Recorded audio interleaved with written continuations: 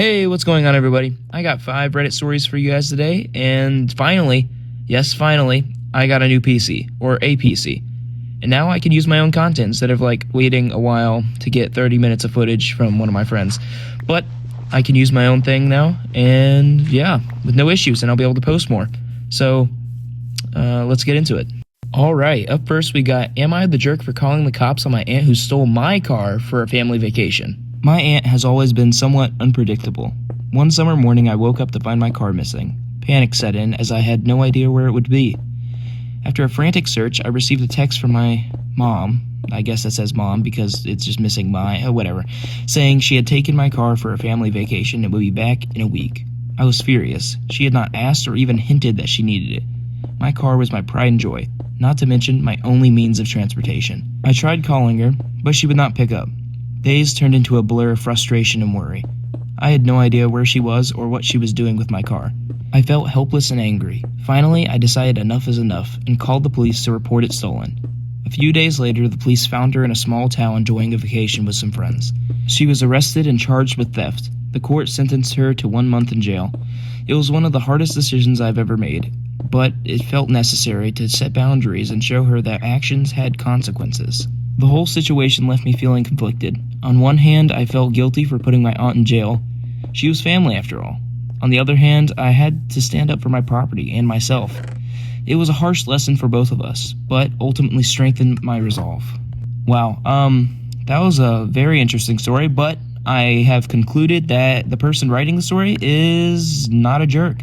They're not a jerk for putting their aunt in jail. Their aunt should have known that stealing a car, taking a car, even though you're related to them, does not give you the right to take someone's, property and then go off on a vacation. That's not how this works. You have to get permission at least, or approval, or something. This is illegal either way. So they are not the jerk, and the aunt learned a hard lesson. Alright, for this story we got, am I the jerk for getting an autistic kid and his family kicked off a plane? Wow. That's quite the title. Alright, let's see. I, 26 male, recently went on a vacation with my wife, 27 female. For some context of the story, we had just gone on a 1-week vacation. On our flight back, it got canceled. This was a huge airport. All the flights were canceled, and there was a 24-hour wait for in any hotel within a 2-hour drive. So we spent the first night at the airport, then got a hotel for the second night. When we came back for our rescheduled flight, it was delayed for a few hours, so we both were on the edge. While waiting at our gate, I noticed a kid around 13 kicking and screaming. At one point, he threw his phone at someone sitting next to him, hard. The person got up and left. After we boarded our flight, I noticed that the kid was 2 rows in front of us, and before we even took off, he was already screaming and punching. We were in the second to last row, and the people behind us offered to switch seats with the kid and his family. I was already thinking about how long this flight would be. They switched and the kid was now right behind me. Before we even took off again, he threw a bunch of popcorn all over his seat, and all over me and my seat. He was still screaming, so I called over a flight attendant and she helped me clean up. And not even 2 minutes later, the kid grabbed the back of my hair and started pulling it hard. I'm 6'4", so my head was over the chair, and I immediately yanked the kid's hands off, hard. There's something about this guy and hard that he just loves at this point right now. Anyways, at this point, the mom, who hadn't said anything yet, started yelling at me to not touch her kid. A flight attendant came over due to the noise, and the mom started screaming about how I assaulted her kid and that she wanted me off the plane. I finally got to the side, and a few passengers blocked me off. I finally got to tell my side, and a few passengers backed me up. I had asked for the kid and his family to be kicked off. During the entire thing, my wife was giving me the look of pure hatred, but I didn't care, and I was persistent about the family being removed. The mom was cursing me out, and the kid was still kicking my seat and screaming. After some time, they kicked the family off, and we took the flight in peace. My wife was still looking at me with hatred before and saying that I was an asshole for having their family kicked off and that I should have sucked it up. After that, she hasn't talked to me since, and it's been 3 days. So am I the jerk for getting an autistic kid and his family kicked off a flight after he physically assaulted me? And there's a little note at the end of this, and it says, we got divorced. That's all it says, and it's an add-on from the person who wrote this. Wow. 2-in-1 package right here. So I don't think the guy's a jerk. He got hit by the kid. The kid hit some other guy with a phone. They were being obnoxious, and then after doing like a genuine reaction to getting your hair pulled, putting your hand down, the mom starts yelling at you, yeah, get off the flight. You're not ready to be in a public setting and understand both point of views. Get off the plane. The guy is not a jerk, and his wife should have stood up for him, but somehow she didn't. She was embarrassed, so you got rid of 2 terrible people for the price of 1. All right, on to the third story. Am I the jerk for not wanting a second date because of how she looked? So basically, I, 25 female, have been talking to this girl, 25 female, I'll call her E, for a couple months now. I met her on Hinge. She's pretty easy to talk to. That's why I like most about her. When I talk to someone, I prefer to talk on FaceTime or on the phone. When we would FaceTime, she would only show the top of her head, never her full face, and it was always like dimly lit. I never really pushed her to show me her whole face because I didn't want her to feel uncomfortable. I mainly am the one who prefers a woman with a great personality over someone who is just hot. My attraction to someone gets stronger the more I know them. We would talk every night after I got off work, sometimes sleep on the phone. She is really refreshing to talk to. After talking for a month, I tried to initiate a meeting. She told me that she wanted to get to know me better before we even met, because she wants to feel safe. I told her I understand and won't push. 2 months of talking comes around, and she tells me she's ready to meet. I say I'm down, and we plan to go to a movie and dinner. I don't drive, so she said she was going to pick me up since the place we were going to go to was down the street from my house. Fast forward to her picking me up, I walked to her car and I could barely recognize her. She talked and that's how I knew it was her. I hate to be that person, but I partially feel like I was being catfished. She looked like that girl in the pictures, but from years ago. I feel like I was going to be able to move past that, and then I got in the car and saw what she was dressed like. She wore an all-black zip-up hoodie, some leggings, Nike slides, and it looked like she was just going to go to a store after getting some snacks and then head back home. After the movie, we go get food, and then that's where she shows me what she wore under the hoodie. She had a rainbow tank top, and she kept doing it where I could see her breasts. She kept doing things that would make me see her boobs more. After dinner, she takes me home, and we talk for a little bit. I try to get out of the car, and she pulled me in and tried to kiss me. I tell her that I don't think I'm ready for that and get out. Her personality is amazing, but her appearance is what turned me off. It's not that she was ugly, but she doesn't look like the person I thought I was talking to. Then I just saw how she was dressed and really gave me the ick. Am I the asshole for not wanting to continue forward? This is a very interesting one. You did say that you prefer personality over looks, and you didn't say that she was ugly, just it felt like catfishing from years ago because it wasn't her, but it was her. So, it sounds like you are the jerk for not wanting to continue because you got the ick from a picture of them when they were younger. Yeah, that's still them. It's not like they completely abandoned who they were. It's still the same person. And it looks like you did care about their looks because you got the ick from how they were dressed and how they looked. So, yeah, you are the jerk for not wanting to continue forward because you thought her personality was great. You said you were a big personality person. So, what's up with that, huh? I don't want to admit it, but yeah, you're the jerk for this. And it's kind of messed up that you don't want to continue forward.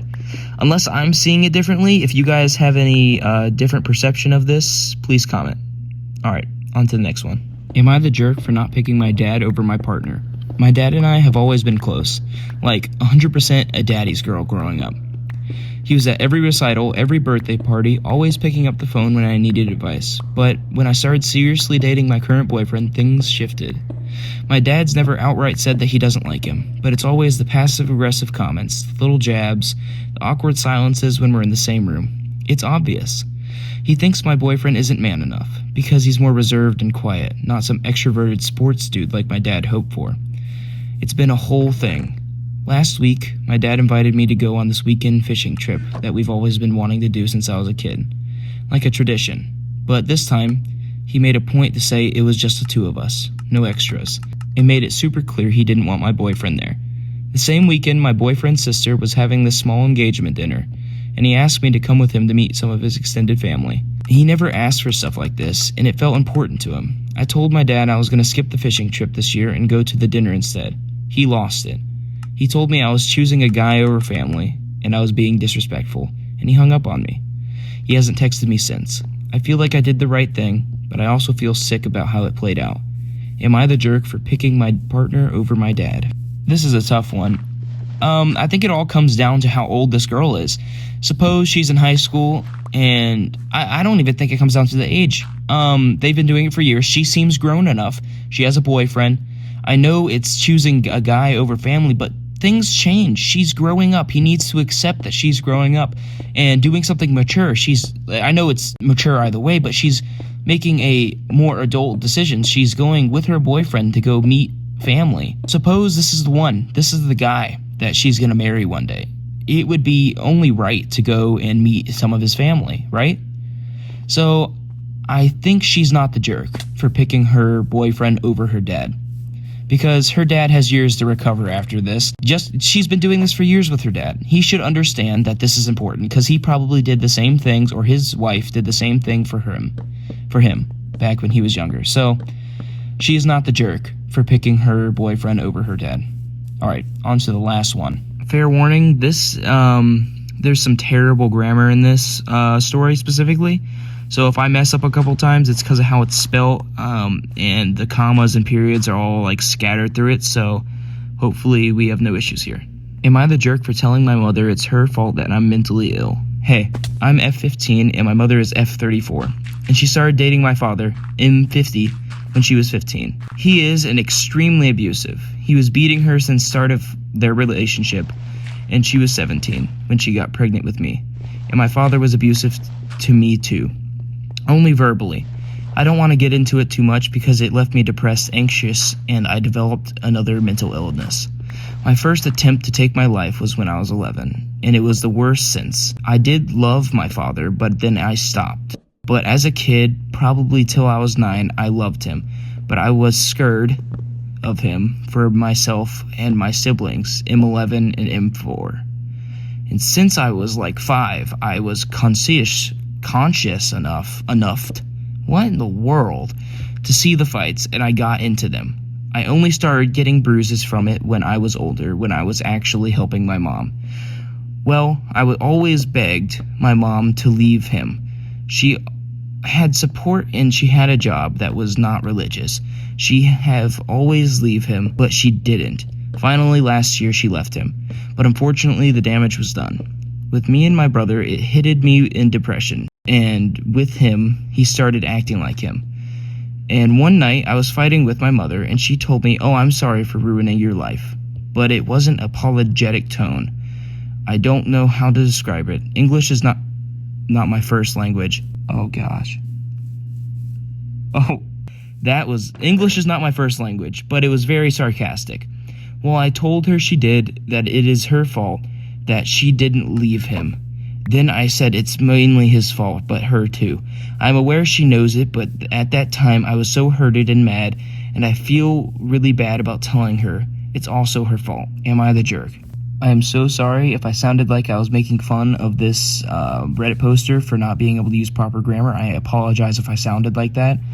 To answer your question, am I the jerk for telling my mother it's her fault I'm mentally ill? I wouldn't say that you're the jerk. You had a random argument, not a random argument, you had a argument with your mom where you both had random outbursts. Telling your mother that it's her fault it was not the right thing to do, because in some scenarios, people are trapped in a relationship. Like, you loved him, you loved your father, she also loved your father. And she felt there was probably some manipulation going on in there. I can't decide what was happening in that relationship, but it seems like she was too afraid to leave. And it's not her fault for making you mentally ill. It's not her fault for leaving that relationship sooner. She probably loved him still and felt like it was wrong, although it was probably the right thing to do. So you were not the jerk for telling your mom that it's her fault for being mentally ill. But it was definitely not the right thing to do, and it was just random outbursts. This is a terrible situation. I'm glad you guys have stepped out of it and gotten away from it. Please, if you are feeling any sort of depression and you have any issues, please get help.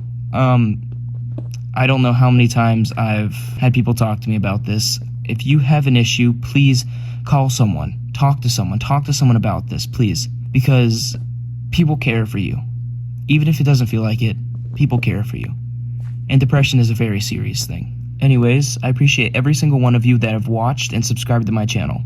Thank you. It means the world to me that you guys are actually caring about who I am. That's all I had for you guys today. Please make sure to check out my other videos. I make more content than just Reddit posts, so if you guys like this video, make sure to comment and recommend some other posts I should do. I'm always open to feedback, and yeah, that's all I had. This was Nacho, and I'll see y'all in the next one. Peace!